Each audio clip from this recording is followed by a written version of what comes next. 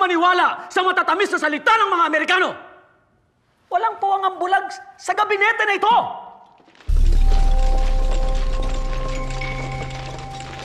Paano ang aming mga negosyo? Kapag nakapaglaban kami, babagsak ang ekonomiya. Paano namin mapapakain ang aming mga pamilya? Negosyo o kalayaan, bayan o sarili, pumili ka!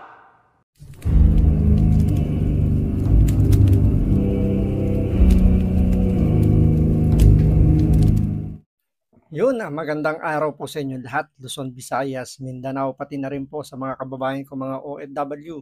Welcome po sa panibagong reaction video dito sa Makapili TV. So ito po, nagsalita po si Katunying. Ito po ay isang certified po na talagang sumusuporta, loyalista kay Pangulong Bongbong Marcos. Pero hindi na rin po siya nakapagpigil dahil nakikita na po talaga niya. Kumbaga dito ay namumulat na po yung kanyang mata sa mga sinasabi po ng mga nabudol po, particular yung mga bumotok po kay Pangulong Bongbong Marcos. So marami na po yung nagsasabi talagang nabudol sila ni Pangulong Bongbong Marcos.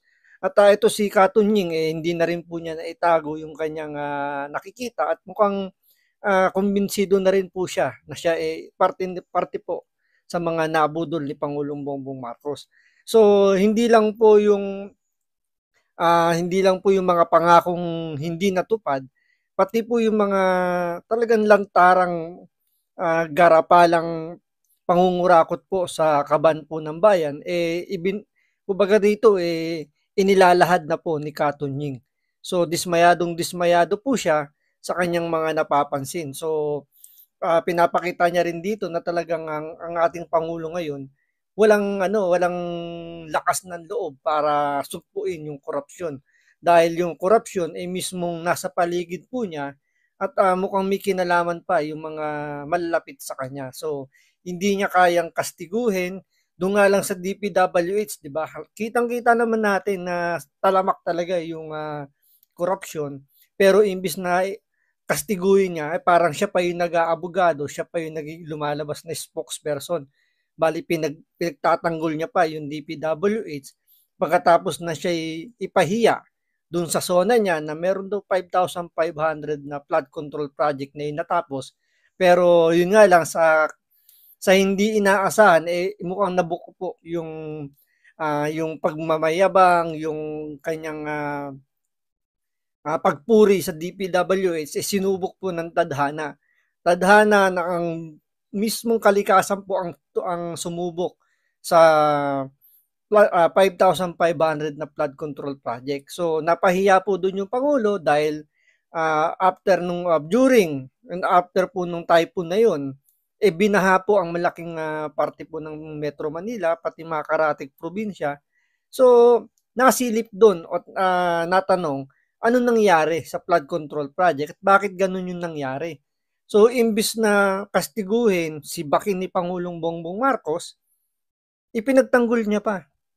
Ang dahilan daw, kaya daw hindi, bakit binha yung Metro Manila at yung mga karatig probinsya, dahil daw yung flood control project na ginawa ng DPWH, hindi na daw po akma dahil daw po sa climate change. At the same time, dahil daw po yung isang flood control project na yun daw mismo yung dapat natutulong para humupa kagad yung baha, nasira dahil daw binangga daw po ng barko. So, kita nyo yun, imbis na siya yung mismo, yung kumastigo sa mga tao niya, siya pa yung nagtatanggol. Yung DPWH, hindi nila may pagtanggol yung sarili nila, hindi nila madepensahan kung saan din nila yung bilyon-bilyong pera. So, isipin po ninyo 1.4 billion pesos a day ang kanilang sinusunog pero binabaha po ang ating mga lugar samantalang yung confidential funds na 125 million lang na sinasabi nila na ginastos lang sa loob ng 11 araw. So kung titingnan mo, DPWH 1.4 billion a day ang sinusunog, wala silang nakikitang korupsyon. Pero pagdating sa confidential funds ni BP Sara, meron silang nakikitang korupsyon. Samantalang yung DPWH, isipin nyo DPWH 1.4 billion a day ang sinusunog. Pero ang Pangulo po natin, tinatanggap na lang na dahil daw po sa climate change, kaya po hindi nagtatagumpay yung flood control project ng DPWH. Kaya nga dito talagang sumabog na po sa galit itong si Katunying at kumbaga rito tabla-tabla na. Hindi na importante kung malapit siya, kung ano man yung mga pinagsamahan nila. Tandaan nyo, na-interview pa ni Katunying itong si First Lady Lisa Marcos doon sa issue ng galit niya kay BP Sara na X ka na. Dahil lang doon sa pagtawag ni Pangulong Duterte kay Pangulong Bobong Marcos ng bangag. So, talagang grabe na yung nangyayari ngayon sa Pilipinas nung naupo po si Pangulong Bobong Marcos kasama yung kanyang pinsan. So ito, panoorin po at pakinggan po natin yung mga sinabi po ni Katunying tungkol po dito sa nangyayaring katiwalian po sa bansa po natin, partikular sa administrasyon ni Pangulong Bobong Marcos. Pero siyempre, bago ang lahat, bago natin simulan to, kung hindi ka pa nakasubscribe sa Makapili TV, baka pwede naman pong pakipindot po muna yung subscribe button. At the same time, palike na rin po ng video, wala naman pong bayad dyan. Kaya, pindot na. So ito, panoorin po natin itong may init na binitawang salita po ni Katunying.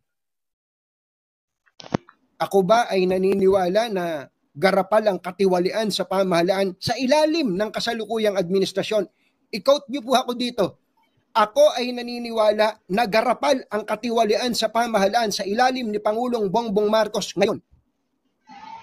Sasabihin ko po sa inyo yan.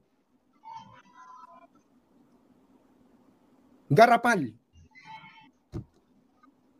Kaya, kung meron man pong dapat na umaksyon dito, dapat si Pangulong Bongbong Marcos. May punto rito si Katunying. Example na nga lang dyan sa DPWH. Alam nyo ba dinagdagan pa yung budget ng DPWH para daw mas ma-improve nila yung flood control project? Inaprubahan at dinagdagan pa ng Kongreso sa pamumuno ni Speaker Romualdez. Ito, yan. Yan, kasama yan. Di ba sabi nga ni BP Sara, 2 tao lang naman ang humahawak ng budget ng Pilipinas eh. Si Saldico, tsaka itong speaker na to. Pero inyo, hindi na nga maipaliwanag kung nasaan napunta yung budget para sa flood control. Binabaha ang Metro Manila, pati yung mga karatig probinsya, imbis na kastiguhin, ipinagtanggol ng presidente natin. Imbis na bawasan yung budget dahil lumalabas incompetent sila, hindi nila magawa ng paraan. Kahit palang mapahupa lang na mabilis. Kasi yung baha talaga, di na natin masisisi yan. Talagang kakibat na ng tuwing umuulan yan. Pero, ang punto rito, imbis na gumanda, kahit mamaya mabawasan man lang yung pagbaha, mas lalo pang lumala yung sitwasyon natin sa baha. Meron pang flood control project na iniyabang ang presidente natin. So, kitang-kita talaga yung talamak na korupsyon po sa administrasyon pong ito ngayon. Nariyan pa yung NIA, yung National Irrigation Administration, na ilang beses ng inexpose ni Senator Rapi Tulfo na humihingi ng pang-maintenance sa mga project nila, pero yung project na hinihingan ng maintenance, almost hindi naman nagagamit. Yung iba nga, hindi nga napakinabangan, pero humihingi sila ng additional budget para sa maintenance.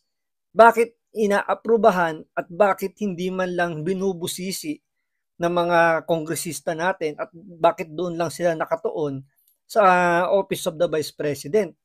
Kung iisipin mo, napakaraming ahensya ng gobyerno natin na sumusunog lang ng pera na hindi naman tama yung paggamit ng pera, pero bakit hindi kinakastigo?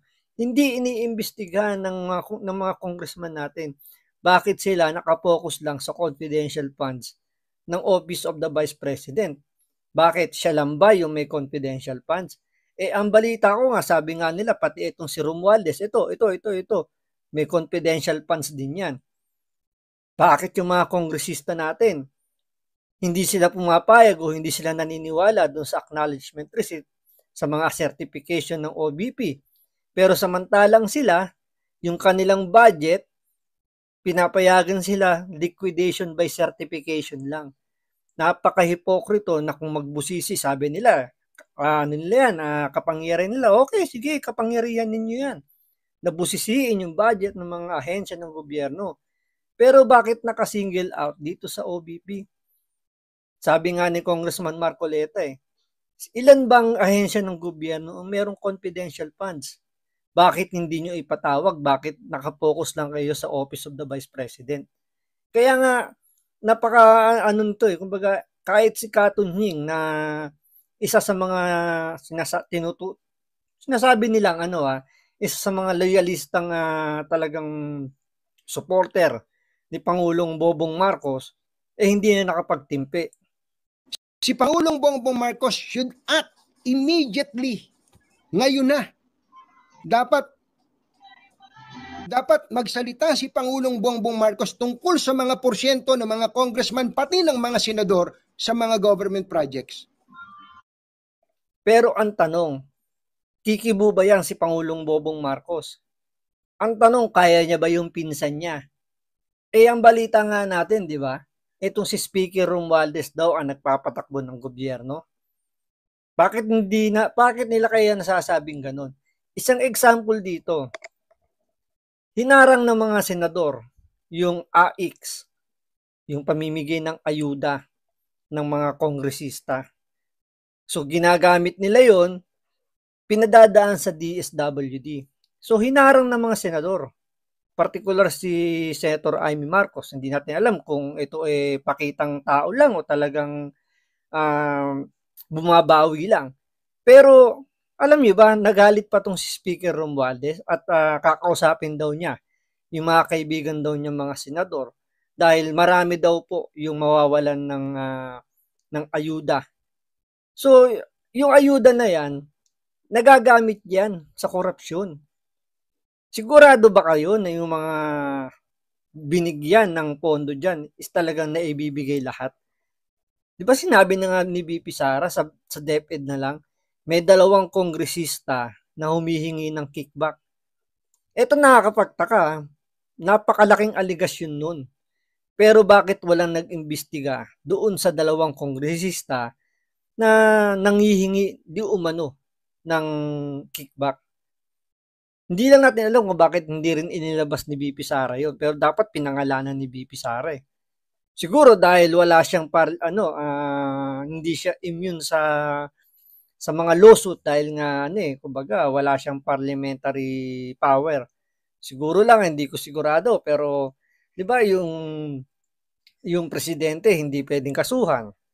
Yung mga mambabatas natin kapag sila ay nasa plenary hall, kahit anong sabihin nila, hindi sila pwedeng kasuhan. So hindi natin sure kung kay VP Sara is nag-a-apply din yun. Pero sana lang ganun para napangalanan niya kung sino yung 2 kongresista na yun para nagkaroon ng investigasyon kung magkakaroon talaga o kung hindi haharangin.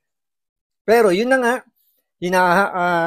nung hindi binigay ng Senado yung kanilang approval para sa AIX na yan, nagagalit mo itong si Speaker Romualdez dahil siyempre masisira yung plano nila. Kaya nga sabi nga ni Katunying dito, nasa Pangulo natin. Kung talagang gusto niya na tuldukan yung korupsyon na yan, dapat kumilos na siya. Ang tanong, kakayanin ba niya yung pinsan niya na utusan niya? Baka nga baliktad nangyayari dito Baka siya pa yung inuutusan ng pinsan niya Itong speaker natin, baka nga inuutusan yung ating presidente kung ano gagawin. Dahil nga, di ba, sabi nga ni Pangulong Duterte, hindi kayo naniwala, kahit si Katunying hindi naniwala, na weak leader to, itong presidente natin. Weak leader, hindi marunong magpatakbo, sabi nga ni VP Sara. Hindi ito marunong magpatakbo ng bansa. Kaya nga nangyayari dito, pinagtatawanan to ng kanyang pinsan dahil parang lumalabas dito sa papel, oo, siya yung presidente, pero in nature, baka si Speaker Romualdez talaga ang tumatayong presidente o di kaya si First Lady Lisa Marcos. Pagka hindi nagsalita si Pangulong Bongbong Marcos Jr. dito, gusto kong sabihin, kinukonsinti niya ang katiwalian sa pamahalaan. Pero ngayon po, garapal po ang katiwalian sa pamahalaan. Garapal. ang katiwalian sa pamahalaan. And if the president does not lift a finger, ibig sabihin, kinukonsinti niya ang katiwalian sa pamahalaan. Yan po yung sinasabi natin.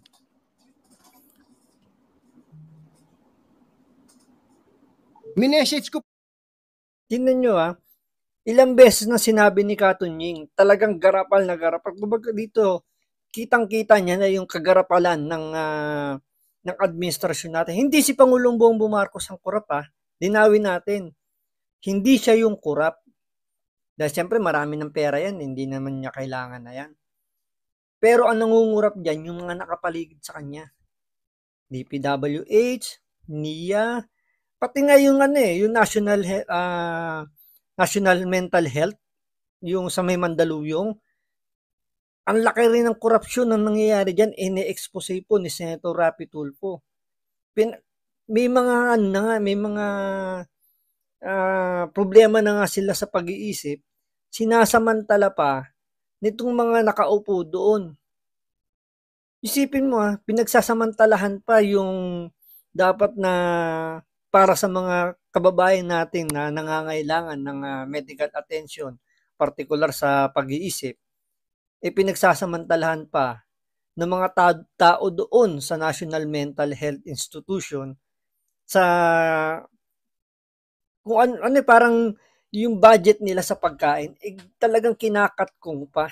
Isipin mo ganun kagarapal ang mga tao ngayon sa gobyerno natin. At bakit kinukonsinti ng Pangulo natin? Kasi hindi kayang hawakan sa leeg ng Pangulo natin dahil ito, walang balls to, duwag to. Mahinang nila lang. Totoo yung sinabi lahat ni Pangulong Duterte, hindi lang kayo naniwala. Kami naniwala kami kaya hindi namin binoto ito. O ngayon, sino ngayon nung una dinidinay pa ng ibang tanso na nabudol sila. Pero ngayon siguro baka umamin na kayo na nabudol kayo dahil isa-isa na pong umaamin o sabihin natin talagang nakikita na talaga yung garapalang pambababoy po sa bansa po natin. Talagang grabe na yung korupsyon. Kitang-kita na talaga ng mga Pilipino pero ang Pangulo po natin, kain bubog, andun, naglalaro siguro, nanonood ng F1. Sila dyan tungkol dyan. Sabi ko kung hindi, ako po, kahit paano nakakapag-message ako sa ibang mga nasa inner circle. Grabe po ang katiwalian sa mga government. Hindi lang po sa government natin, yung nangyayari ngayon ultimong hindi lang korupsyon ang garapalan, pati na rin po yung paglabag sa karapatang pantao. Ito sa Kongreso, yung nangyayari ngayon kay VP Sara sa kanyang Chief of Staff, ipinakulong walang kaso. Tapos, 10 oras ng gabi, gustong ilipat sa correctional. For what purpose? Para gipitin lang yung tao ni VP Sara. Parang ito na yung ginagawa nilang parusa dahil sa hindi daw pagdalo ni VP Sara doon sa ginagawa nilang hearing. Ganyan pong pang-aabuso, garapalang pang-aabuso ang ginagawa. Walang kaso yung tao pero pinakulong. Ang nakakatawa, ang nagpakulong yung taong may kaso. Ano yun guilty po sa kasong child abuse. Maswerte lang na siya pinayagan ng korte na makapagpiyansa. Isipin mo ito convicted. Pinagpiyansa kaya hindi nakakulong. Convicted yun samantalang yung Chief of Staff ni VP Sara na wala namang kaso. Umattend ng hearing, sumasagot siya respectful. Dahil lang hindi sumunod doon sa gusto nilang mangyari sa script nila, hinanapan ng butas. Pinalalabas nila na hinaharang ng OBP yung report ng COA para hindi maimbestigahan nitong mga kongresista natin. Dahil doon, feeling nila, tamang hinala sila, dahil nga naniniwala sila sa chismis, di ba? Ipinakulong. Siyempre, walang bail yun Hindi naman makakapagpiyansa para makalaya. So, tinuluyan nila ikulong. After maikulong, gusto pandalin sa women's correctional. Alam nyo ba yung correctional na yan ay para sa mga taong may kaso? Mga binabaan ng warrant of arrest or convicted na. Pero gusto nilang dalhin doon yung Chief of Staff ni VP Sara. Samantalang yung nagpakulong na may kaso, hindi nila mabitbit doon sa correctional. Ganyan po garapalang nang-aabuso ang administrasyon na ito. Hindi lang sa pandarambong, hindi lang sa korupsyon, pati na rin po sa karapatang pantao, paglabag sa karapatang patao. At isa pa nakakatawa ha, walang human rights advocates na nagtanggol sa karapatan ni Attorney Lopez. Karapatan niya yung binayolate po nitong mga kongresista, pero walang ni isang human rights advocates ang tumindig para questionin ang binigay nilang cite in contempt doon sa Chief of Staff ni VP Sara. So, abangan po natin kung ano po yung isasagot dito ng administrasyon. Malamang sa malamang, kilala nila itong si Katunying at malamang magbigay din po ng reaksyon ang administrasyon ni Bongbong Marcos sa mga nilabas na patutsada ni Katunying na alam naman natin na kilalang supporter ito ni Pangulong Bongbong Marcos. So maraming salamat sa panonood. Ingat po kayo lagi. God bless.